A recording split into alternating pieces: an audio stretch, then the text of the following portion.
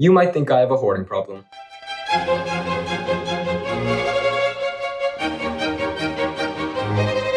But sometimes collecting things is useful. Chances are you were born, and chances are that was only possible because of certain genes that are still in your DNA, genes that came from viruses. Let me explain. Okay, we need to start with DNA. It's basically the instructions or blueprints for a living thing that tells it how to make proteins, which then carry out certain functions. Think of it like a trading card collection, where each card is a gene that lets you use some kind of ability. When organisms reproduce, they pass on their genes to their offspring.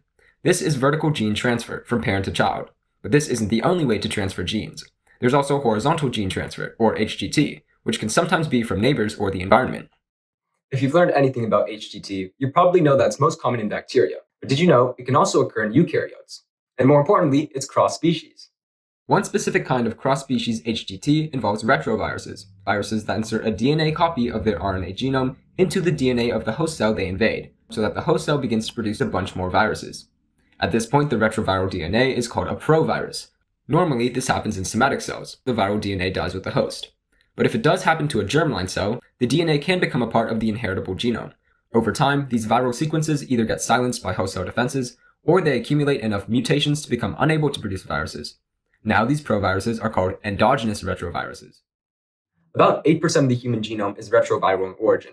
For reference, only 1.5% is protein-coding genes.